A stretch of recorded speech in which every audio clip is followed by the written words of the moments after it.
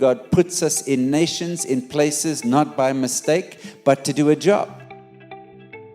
What if we opened our eyes to the needs of our colleagues, of our leaders, of our subordinates, and we were a priest on their behalf? Welcome to the Repurposing Business Podcast. My name is Brett Johnson. And I'm Lyn Johnson. And we're going to be talking about how to get our business into God's business world. So thank you for joining us this week and every week on the Repurposing Business Podcast. The day of this recording is October the 11th, 2022. And it's a 30-year mark since we started something called Professionals for Christ. And this last weekend we had friends visiting us, Dave and Marcy Yeager, and they were part of the original group who were with us. We were actually at their place up in Mendocino.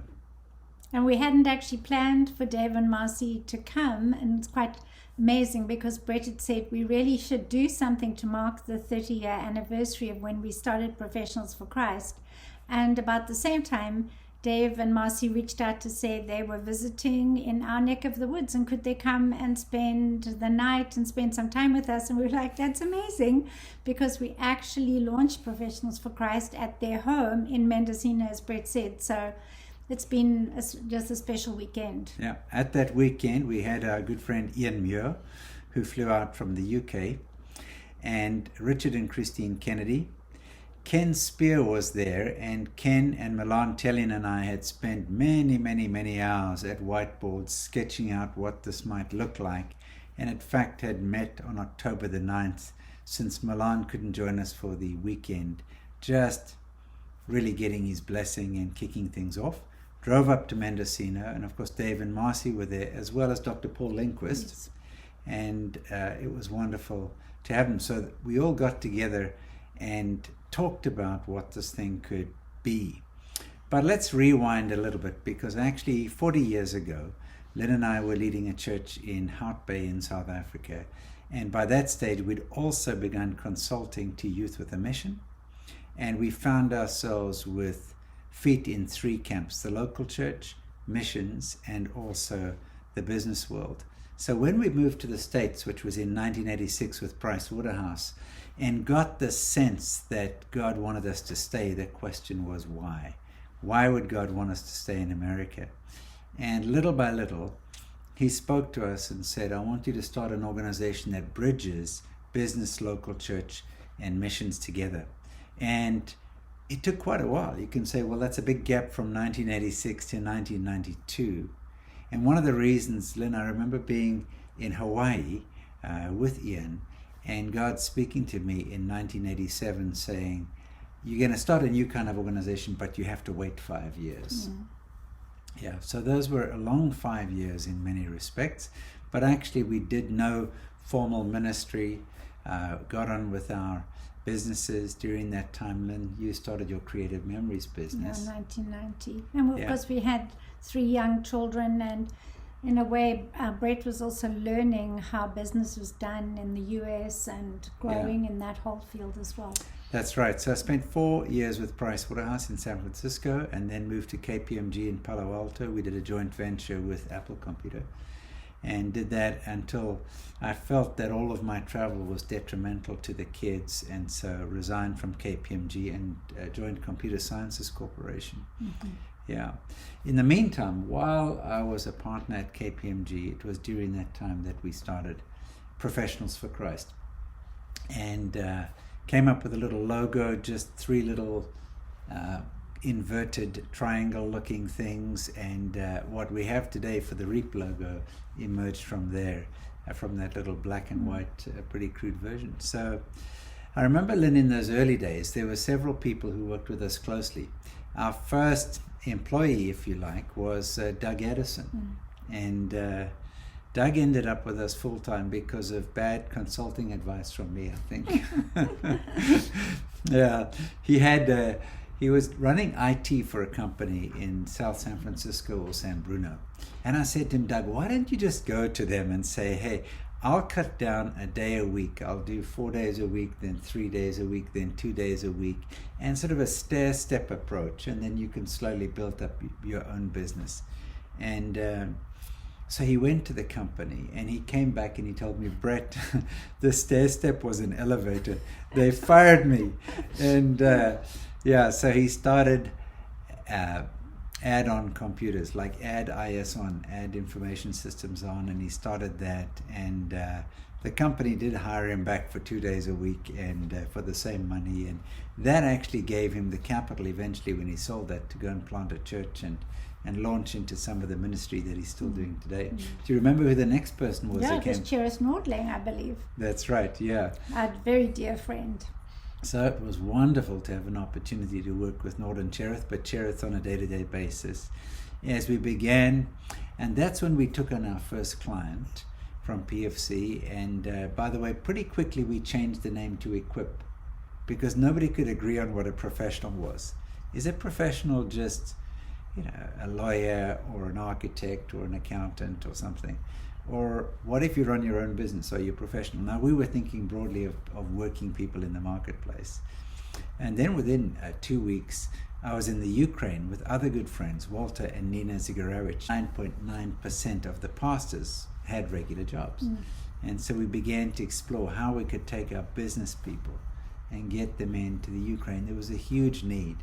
So that was back in Kiev, as it was called then, in 1992. And I realized then Christ was a bit of a problem because it was part of the Soviet. But other than professionals and Christ, it was a great name. Yeah, and then of course it went from Professionals for Christ to Equip, and from Equip it went to Reap. So some of you might be saying, what's this Professionals for Christ? Well, we're just telling you sort of the genesis of it way back then. That's right, yeah.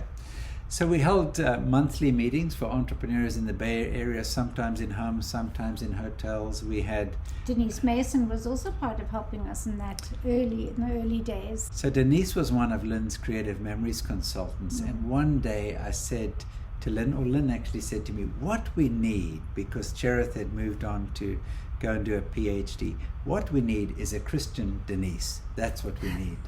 And within a few weeks, another good friend, Ruthie, had invited her. She'd gone to Ruthie and Steve's church, and she became a believer, and she came to work with us for many years, which was a wonderful gift to us. Denise was amazing. We love you, Denise. So yeah, so that was wonderful.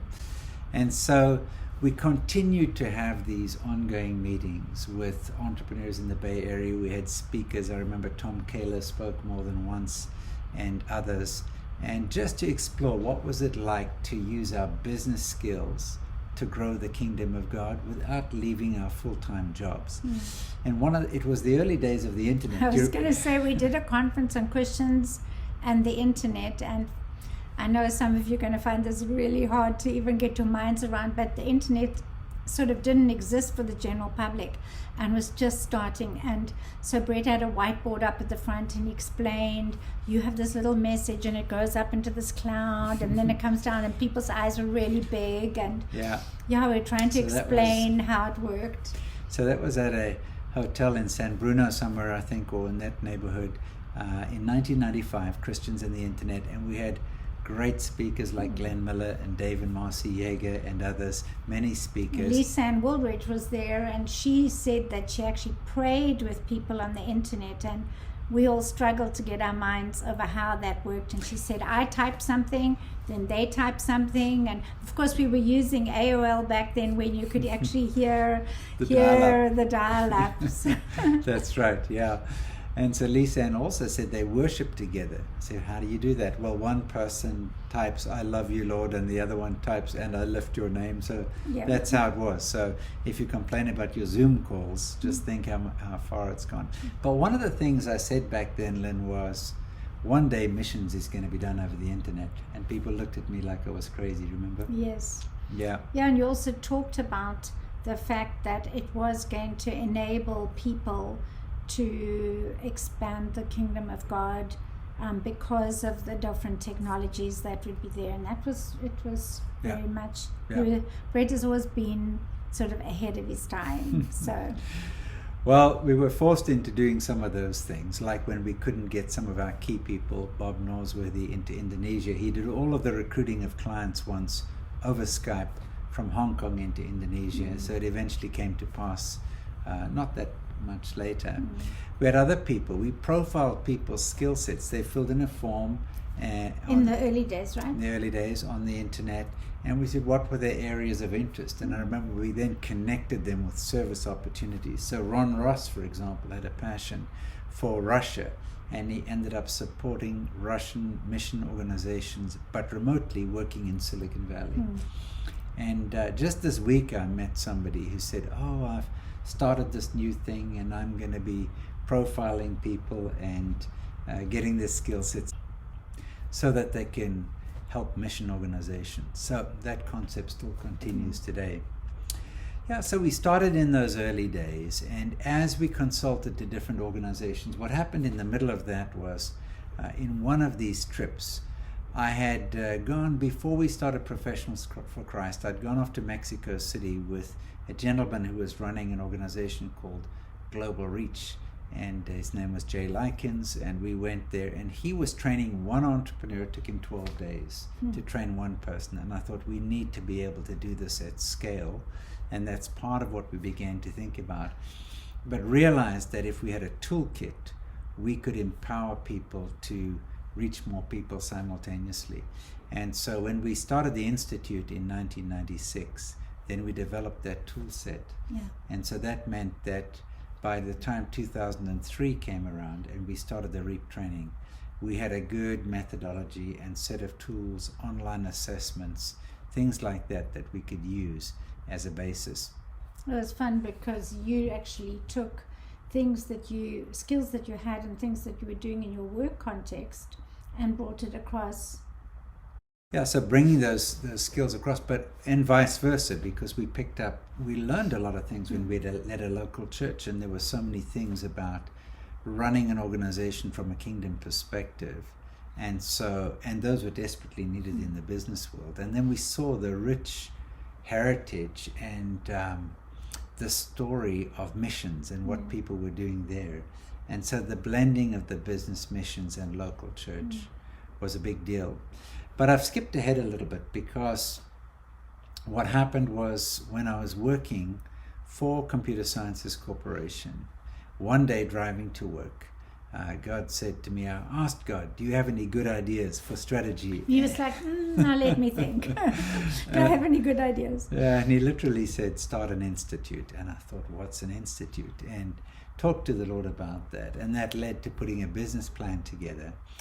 And a few months later, you remember we were in Hawaii, and we spent a week consulting to the University of the Nations out there. And Lyn sat in on the sessions as we did really a strategy consulting type of engagement with David Boyd and Gene Early, Bobby Normant and the team there.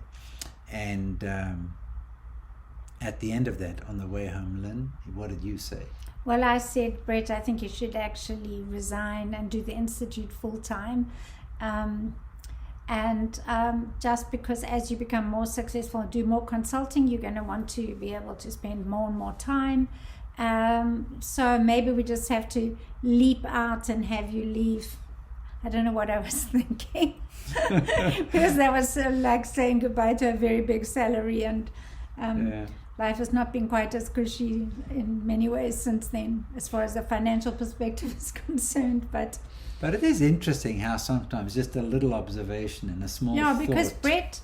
Brett, I just saw the gifting that he has, and it's what we sort of have coined prophetic consulting. You just take the ability, and Brett has this amazing ability, which I believe is something the Lord has given him, to actually see a situation and with great wisdom speaking into it and helping people to really move forward in a very effective way, sort of bringing the spiritual gift of sort of a prophetic voice along with very wise business consulting, especially around purpose and how to go forward and what's really strategic. It was like this gifting needs to be utilized in the best way possible. So I'm proud of you.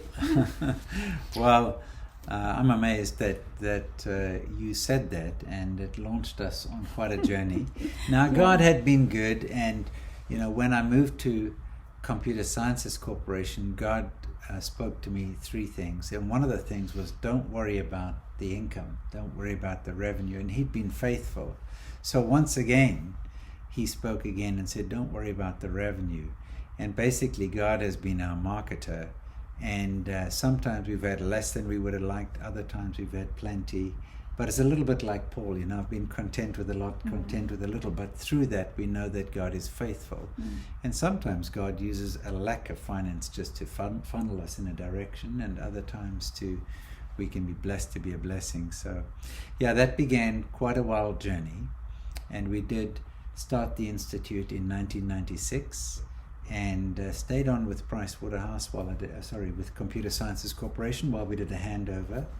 And then we had pretty clear vision, pretty clear values, hired wonderful people, good people, and realized in about 2000 that while we'd been going for about 4 years and everybody agreed on values and vision, which were pretty broad, we didn't have the same understanding about how an organization worked.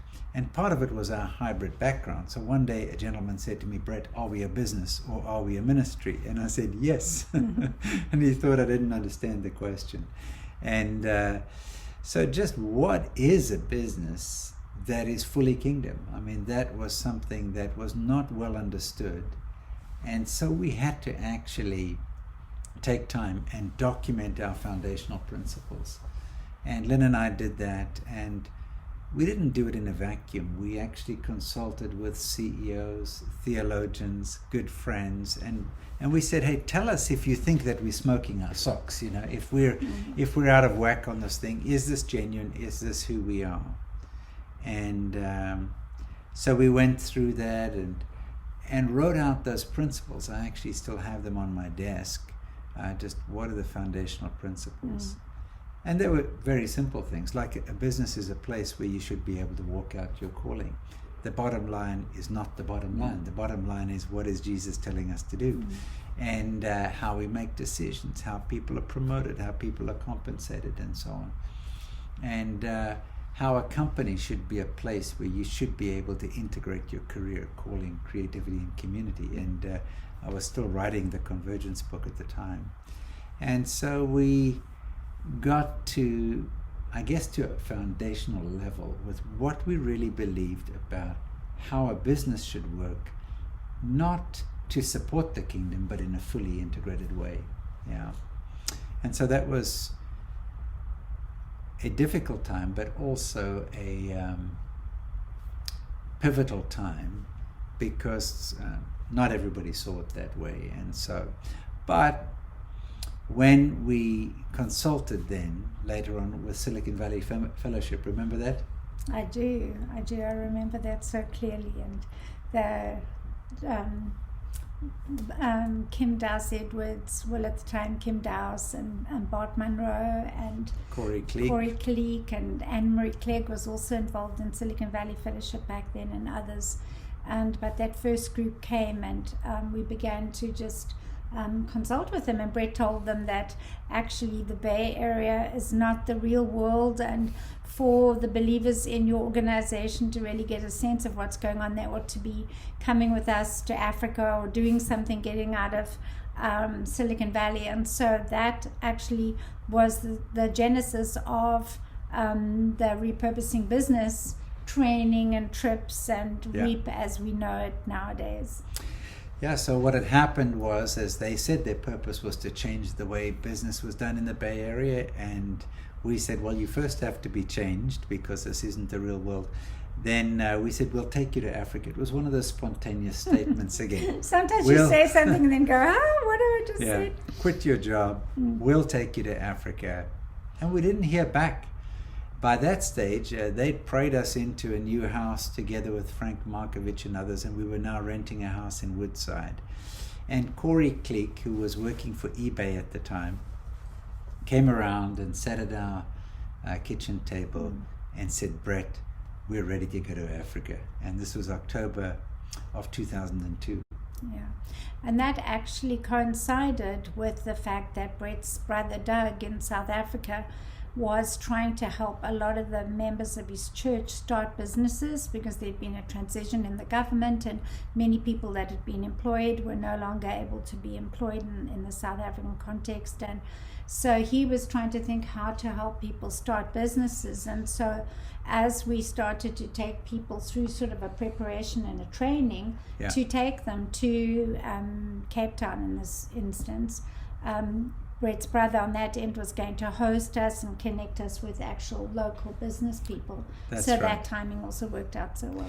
Yeah, so it worked out really well. And Doug and I had put some proposals together for a business incubator in Cape Town, and we'd approached some corporates who owned some buildings and some other things, and we looked at a variety of different things that might work. So it was great timing when the Silicon Valley Fellowship people came.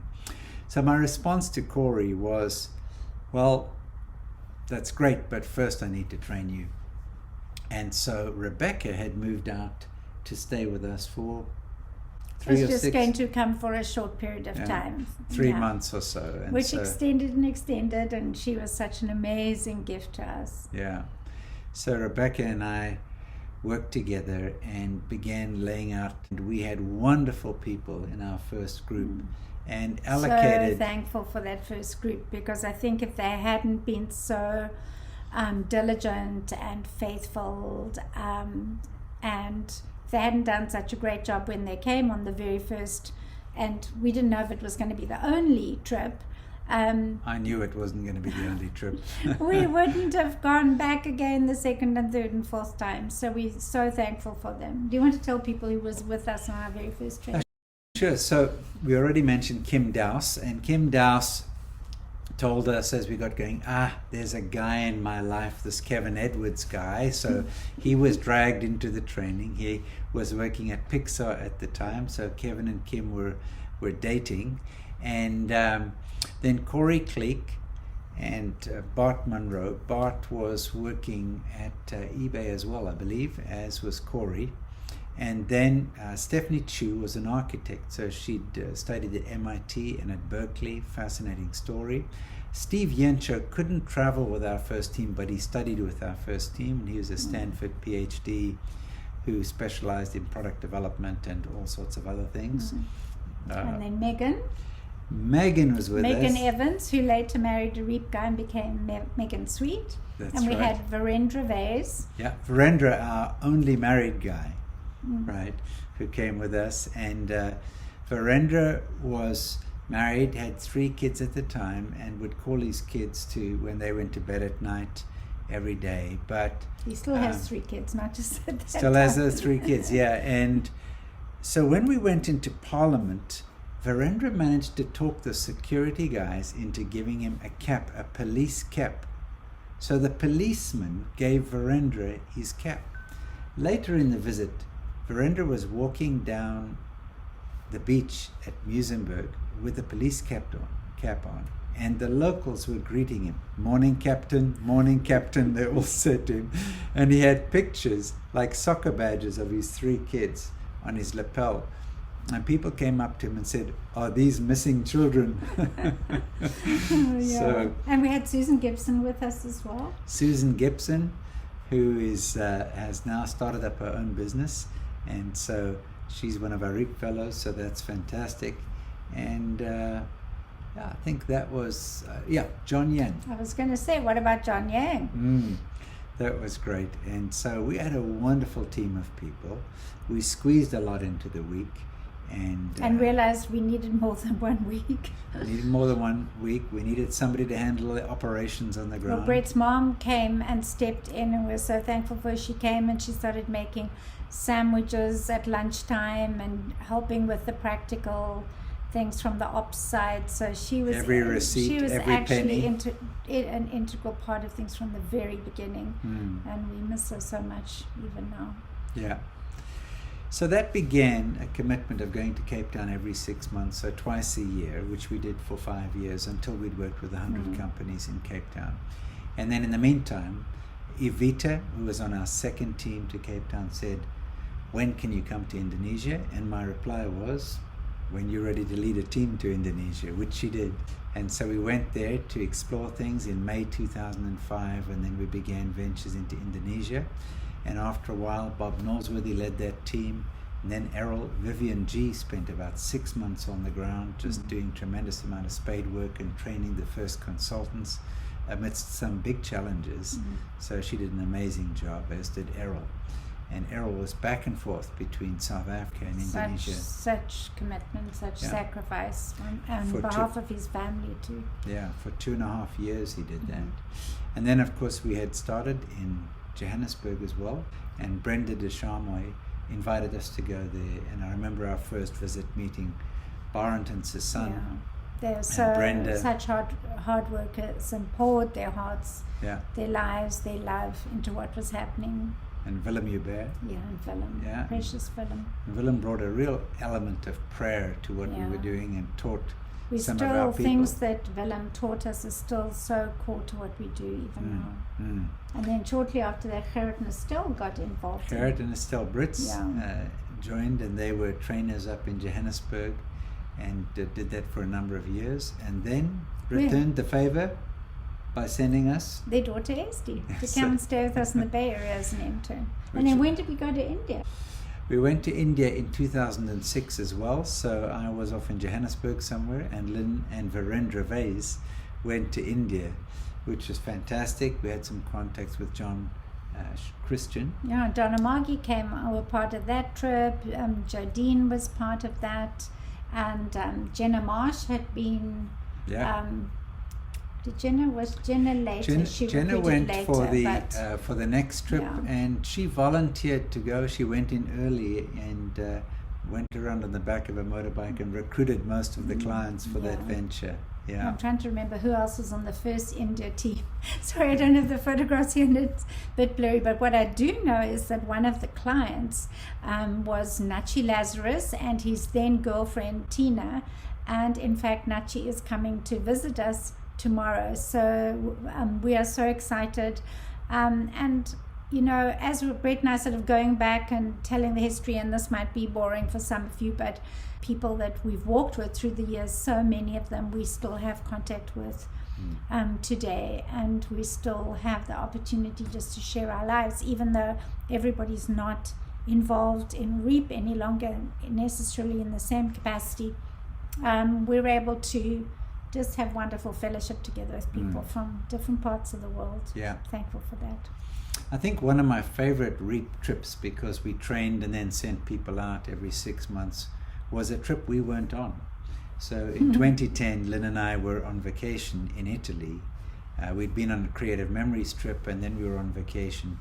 And but we had teams out in all of those locations. So Kim Wilson was leading the work in India, Jodine in South Africa, Rebecca in Indonesia, and Brett and his empowered women all over the world leading teams, and we were on holiday in Tuscany.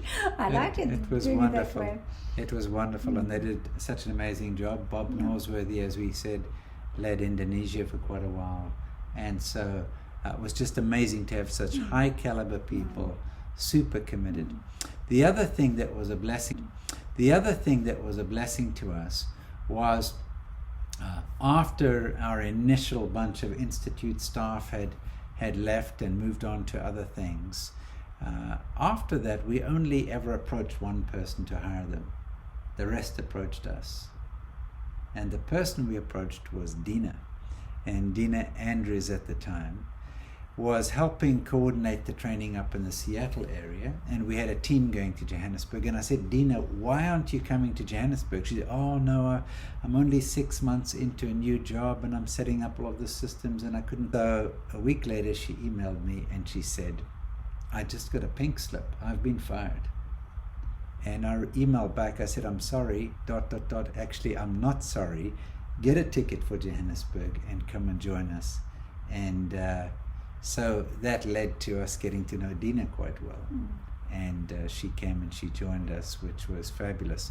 But other people had volunteered and arrived. Of course, Rebecca came for 3 months and ended up 6 years or 7 years or something.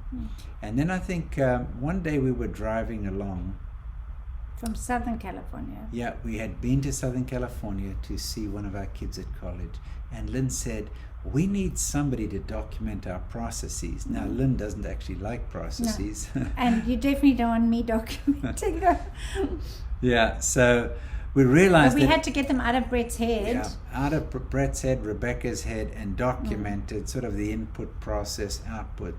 And then as we drove along, she said, it would be good to have somebody like that Jodine Blackshaw woman from Cape Town. She would be a good person. Yeah, we got back home, and remember, we didn't have cell phones in those days, so we only checked our email. So we actually had a lot more peace and quiet when we drove. And then when we got home, there was an email from Jodine saying she had it on her mind, and was what did we think about her coming to document our policies and procedures and so on. What did she call it? Like an operations manual. Yeah. And she'd like to come volunteer her time and come from South Africa and come sort of as an intern to do that. And it was crazy, the timing, when we literally talked about that just that very day. And so Jodine came, and for 3 months. And of course that stretched and she's still in the States now, married to Sean. We had Corin and Brandon at the time, and then we had and they served in just an amazing way. And then we had Gareth, I remember when Gareth was a consultant. The first time I met Gareth, he was being trained in the South Bay, and I wasn't actually involved with that training. And then we had the commissioning, and it was at Don and Jessica Smith's house, and I was answering the door. And people I'd say, who are you coming to support for this sort of commissioning? And they'd say Gareth, and the next person Gareth, and the next person Gareth. And there were like about 20 people who came. And I was like, who is this Gareth that's got all these friends? Well, I soon discovered that Gareth has, with his massive servant heart, had literally just so many people loved him, and he befriended so many people by serving them through the years, and all these people were coming. Yeah. And so Gareth started actually being sort of one of our volunteers, and then became on our staff. That's right. Yeah. And then Linda, I'm sure we're going to miss people out. Oh no, you've missed Kim Wilson. Oh yes, she came I in couldn't between. miss Kim Wilson. But So one day I was at Redwood City, went down to the coffee shop, and there was Jodine talking to Kim Wilson. And Kim Wilson by that stage was living in Southern California. I thought, what is she doing up here? And the two of them looked like they were having looked a bit guilty, did a they? scheming conversation. And they came up, and Kim Wilson was negotiating to get Jodine's job. I didn't know anything about this, and so she wanted to volunteer and join us for a year, provided she could do Jodine's job. And Jodine was happy to pass her job on, and so they agreed this. And Kim came into our living room and told us, "I'm going to come and work for you for a year," without needing to be paid, which is just like so amazing. And the caliber of brilliance and the work that she did, and the way that she thought, and the way that she took things on. And Kim is one of the most hard-working people I've ever met in my entire life, and she still is. She continues to be, and just was such an amazing gift to us. And so our hearts sank when we were in India, when Kim said, "Oh, Brett and Lyn, I need to talk to you." It was after she'd been with us 18 months, 6 months beyond her commitment. And I thought, okay, this is the Dear John letter, when she tells us she has to move on. And instead she said, look, I've run through all of my finances, and if I'd done what I was planning to do, instead of joining and volunteering with you, I would have been worse off financially than I am now. So I'm better off having joined you and not earned a salary. And so she said, I can stay on for a while. And then that turned into about 5 or 6 years. Eventually she received what could generously be called a stipend, but she stayed on for quite a while, until God gave her the idea for a new business, which she's doing today. So that was fantastic. And then we had Jess Monroe for a while, and George Shaw joined us for a while as well. And of course we had Jackson Nordling for a year, which is fantastic. I think the guy with the most number of nicknames of anybody who's ever worked with Jackson, and we had Esty and Preston came for a while, and so just so many different people. So yeah, amazing, for that. Yeah. Amazing people. And I've said to Lyn often, we've been rich with people. Yeah. And if you think that people is what it's about and people are going to last for eternity, we have been so blessed with amazing people, and actually still have an incredible community of people from around the world. So and people, high caliber people, some of them whose names even turned into verbs, like you've been out-quacked, as we talked about David Kwok and his work ethic and his commitment to things. So it's been amazing. There have also just been amazing people who've worked with us overseas in each of the locations overseas. People like J. Raj, who continues to pray for us on almost daily, maybe even daily basis now, after having met him in Chennai. And he said, you're an answer to my prayers coming here. And then he said, I'm going to keep praying for you. And he continues to do so. And so many other people. I'm nervous when we mention names, because I'm sure we obviously are going to forget people, and Brett and I didn't sit down beforehand and make a whole list of the people, but just from our hearts to say just such a big thank you to people who have served the Lord alongside us and served us over the last 30 years, and have been friends, and people that have prayed for us, and people that have given sacrificially. So thankful for the people that even today continue to donate to the ministry and enable us to do what we do, and just crazy radical gifts of generosity and faith, that people have given one-time massive gifts, and people that have just faithfully given smaller amounts and very regularly over an extended period of time. So that's enabled us to go to places where, from a pure business perspective, from the Institute's perspective, we couldn't afford to go. It costs a lot of money to open up a new country. And so the REAP community and their ongoing giving into Vine Associates has enabled us to go into Madagascar, Nigeria, Egypt, Zimbabwe, Namibia, and countries, to take trips into places like South Korea, China, Israel. We sent a team into Israel in 2007, 2008, which Bart and Kayvon led. And so go into places just to explore the potential, Morocco and other locations, just to explore the potential of what could be done there. Yeah, and since we're sort of also talking about the Professionals for Christ side of things, and Vine Associates, or Annie Godet, who's been our bookkeeper, and way more than a bookkeeper, she's actually prayed for us, prayed over the people that have given gifts, and spoken wisdom, spoken encouragement to us through the years. So just I'm so thankful for her. And then for Lyn Lee, that came and was part of our staff. I think one of the most cheerful, positive, faithful people that I know, and Felicia, who also came to be part in her limited time as a busy mom doing things, and has continued. And I love the fact that Felicia is a learner, and she's literally done every single one of Brett's courses, I think, and gives feedback, and her bright mind and her passion to learn and to be part of stuff has been such a gift to us. She and her husband Manuel, and just their generosity and faithfulness towards us. So we've just got so many just amazing people. Yeah, I think we should also mention that Vine Associates wasn't started by us. It was started by others, by Ken Spear, Charlie Self, Rick Thrasher, and some others back in 1985, and we inherited it and have stewarded it, taking it forward. And interestingly, Charlie Self, as I mentioned, was our first client for Equip back then, or for Professionals for Christ. Cherith and I worked with him.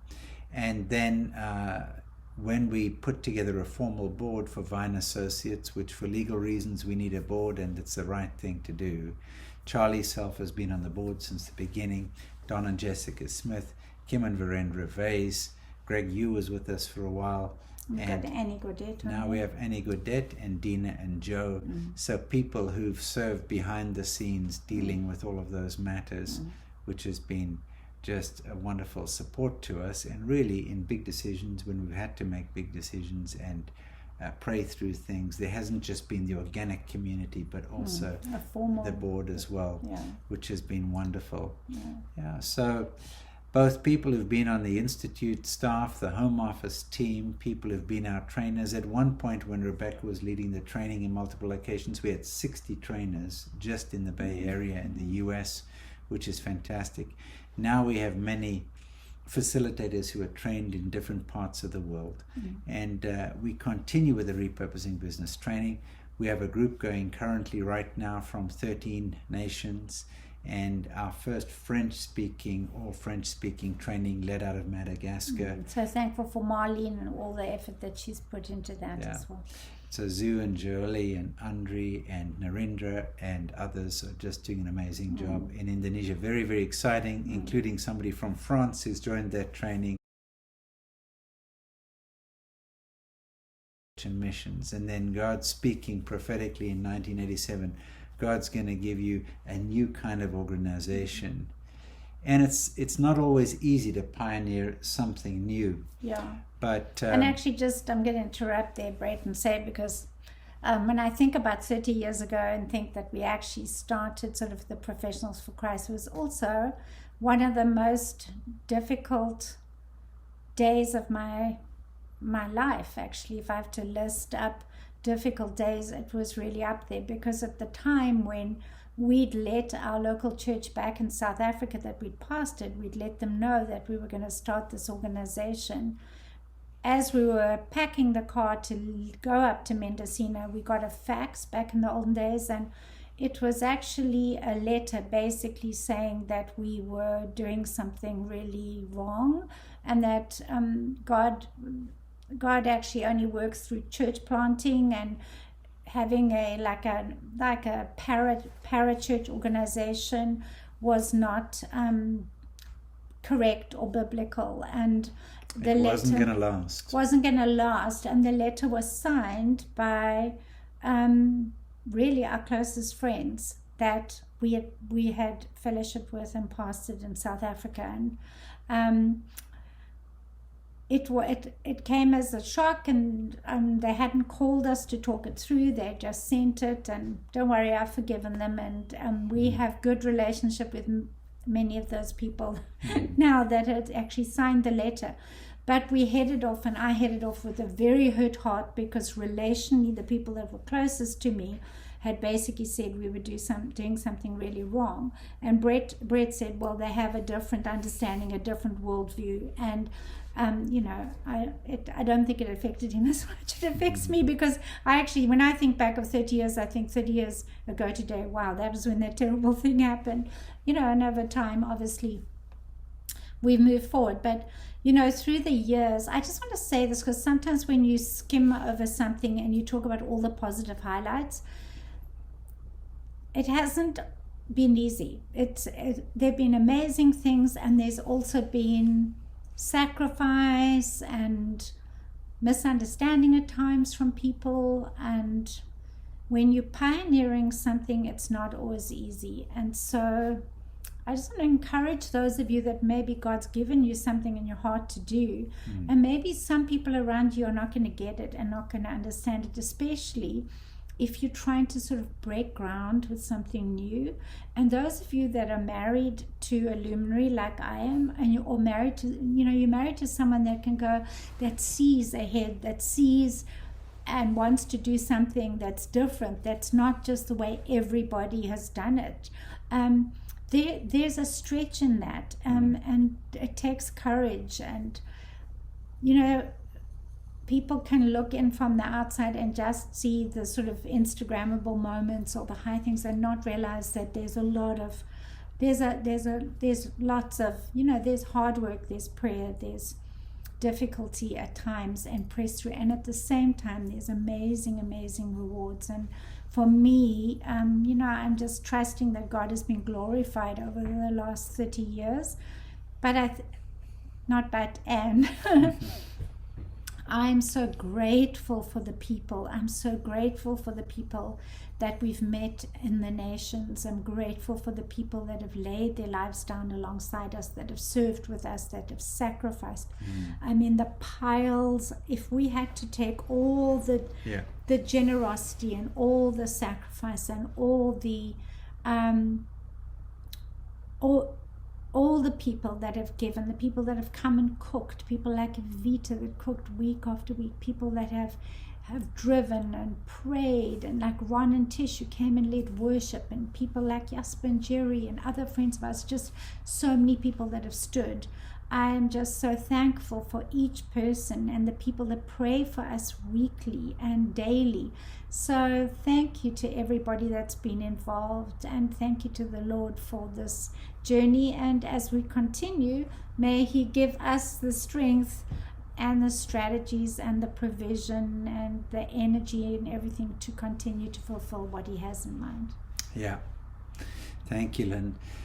Just this morning I was reading in 1 Corinthians chapter 9, and when Paul speaks about his calling to the Gentiles, for me the marketplace is like the Gentiles. It's the people who are not against God, but they just haven't heard the connection between everyday life and God. And for us, the marketplace is what the Gentiles were to Paul, so is the marketplace to us. And he had an interesting thing, of course, where he said, look, I'm compelled to preach. Woe to me if I do not preach the gospel. If I preach voluntarily, I have a reward. If not voluntarily, I'm simply discharging the trust committed to me. What then is my reward? Just this, that in preaching the gospel I might offer it free of charge, and so not make full use of my rights as a preacher of the gospel. And one of the things that we struggled with over the years is how to eat our own dog food when it comes to having your business being really a self-sustaining model for ministry. And we talked about people who've supported us, but many of the people who've supported us have actually worked for no compensation, just like Paul did. They've used their skills, they've used their training, they've had high side hustles, they've taken on other jobs, they've done other things. We've had people who've joined companies on the condition that they can go on reap trips. We've had people who've, when they have a job, they pay for other people to go through training. When they don't have a job, they put in time. And so just the ebb and flow of giving and receiving, of sowing and reaping. Kingdom business is an unusual business, and we are delighted to have worked with unusual people, extraordinary people, really. And I'm reminded just today as I skimmed through the book that I wrote back in 2013 called Extraordinary. You can go to x-ordinary.com. You can find it on Apple Books or other bookstores. And it really tells the story of this journey and the amazing people in countries that we haven't dug into today, like Indonesia and India, and the people in different locations and the work that they've done, that they've poured in. The many South Africans who've really poured their lives out. Barent and Susan up in Johannesburg. Francois Stein, we've mentioned Errol and others, and people who are our first batch of consultants and people who are still working with us today. So we greatly and Sean and Gabby and Abby and just amazing families.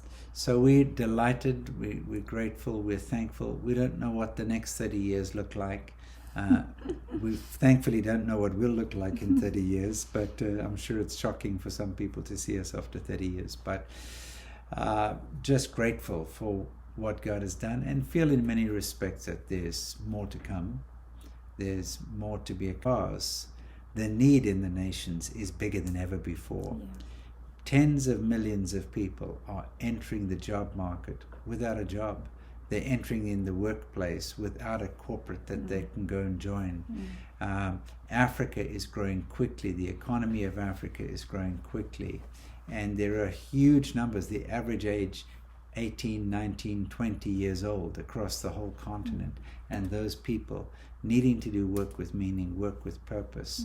And all the way through to people who are semi-retired, who are thinking, what do I do with all of this wisdom and the knowledge that I have? So the need is greater than ever before.